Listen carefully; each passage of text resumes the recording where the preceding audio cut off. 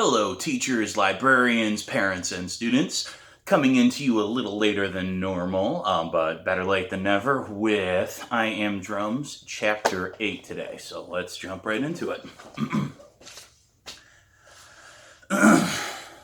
I know I'm being dishonest, but it's not like I'm Scott or Zeke or Johnny Parker already performing like the perfect rock star he thinks he is. I can't stop caring on command. I can't snap my fingers and magically make my parents rich. I'm working hard to accomplish and earn something. And if I have to lie to my dad a little along the way, that's forgivable, right? I'm thinking the hard part's already over. I've got a lawnmower. Now I just have to find some customers. Lawns aren't all that big in Eastmont. Property lines are pretty narrow this close to Chicago. Even so, 3 or 4 customers who are willing to pay me about $10 to mow their lawns shouldn't be too hard to find. I set out on Saturday, mid-morning, my planned day and time for mowing lawns. I need to know if this is going to work before I fully commit, so I leave the lawnmower at home, dedicating today to only finding customers. The first 5 people whose doorbells I ring all say they need to save money in such a bad economy. 4 of them say it nicely, but the 5th looks at me like I have potatoes falling out of my nose and says, $10 to mow the lawn? How about you pay me not to catapult you off my front porch? All I think to say in response is, you could have just said no. I decide to venture out a few blocks farther from home, and I start to get lucky. I find one house that will pay me $4, and another that will pay me $6. It's not great, but it's a start. That leaves me with $20 to find. An old lady who lives next to a park says she'll pay me $3, and even though that seems way too low, I agree anyway, because she looks like she might be in her 80s and hasn't mowed her lawn in the last 20 years. I feel a little guilty of not doing it for free. I start worrying it'll take way too many people to raise the money I need, but then I find a guy in a 4-story house who offers me $12 to mow his lawn. I thank him over and over again, jumping out of my skin with excitement. I nab another customer, and I land squarely at $31. Bingo, I think. I've made my goal. Wait, there's another problem. Gas. I need to replace any of the gas I use so my dad won't figure out what I'm doing. Gas is expensive, so I need one more customer to cover it. The only problem is I've blanketed the whole neighborhood. If I go any farther from home, I'll run out of time to finish all of my mowing before my dad gets home. I decide to scope out houses I missed on my way back home. I figure there's got to be someone else who doesn't feel like pushing a lawnmower every week. It turns out I'm right. And the customer I find is the strangest one yet. I'm walking past Pete Taylor's house when I hear a raspy voice. "You come around here a lot?" It's a hoarse voice, like its owner has swallowed sandpaper. I turn around and see an old woman standing on her porch. Her hair is a perfect sphere of curls. "I guess I do," I say. "What do you want with Pete Taylor?" "Nothing." She laughs. "You've been down this block 5 times today. You stare at his house like it's a chocolate cake every time you walk home from school. You'd better not be trampling my grass for nothing. All you kids going in and out of that house wouldn't be so bad if you would stay off my lawn."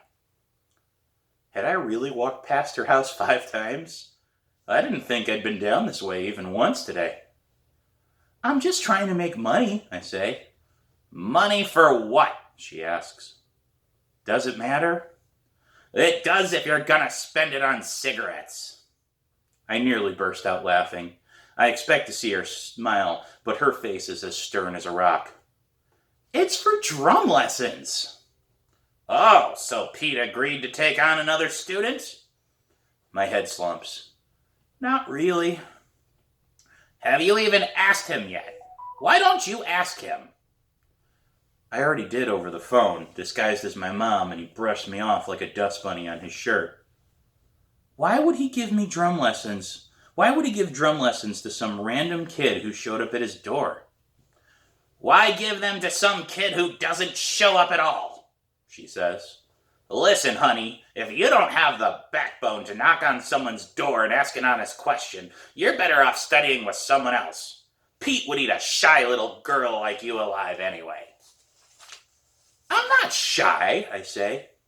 But I'm still staring at the ground when I say it, so I bring my gaze back to her face and say it again. I'm not shy. At all. It's just, you're afraid. Yeah, I get it. Have fun never trying anything new. It's not that. He's overbooked already. He already told me he's not taking on any new students. She laughs. He always says that. What does that mean? It means exactly what I said. Just this week he took on another student from the high school. He's always overbooked, but I've known him for 10 years. Ever since he moved into that decrepit old house. I've never seen him turn away a new pupil. The woman's lips curl into a smile. So long as the pupil proves they're dedicated. That just confuses me even more. Why would Pete have told me he was overbooked if he's taking on new students? It doesn't seem fair. I called him about lessons before this kid from the high school. Why did he say no? And what does this woman mean about proving that I'm dedicated? The woman turns for a second, ready to head back into her house, when she glances back and says, How much do you still need? How much what? I ask. Money. How much more are you trying to raise? Enough for gas for the mower? Then you can mow my lawn. Once a week. $10 each time. My heart leaps. This woman must be joking. She must be part of an elaborate prank. There's no way she just offered me $10 to mow a lawn that looks like it was already cut 10 minutes ago. You mean it? I ask. No, I was talking to the squirrels, she says, annoyed. Of course I mean it. Besides, you're going to need someone to buy gas. That stuff is dangerous. They're not going to sell it to a hoodlum like you. I want to argue that I'm not a hoodlum, but hoodlum or not, most places won't like selling gasoline to a 12-year-old. I'm probably going to need her help. Thank you, but couldn't you get in trouble for this? I'm 83, honey. I'm not afraid of trouble. But this arrangement comes with an agreement from you. She points a single finger toward Pete Taylor's front door. He's between lessons. You have a little less than 20 minutes.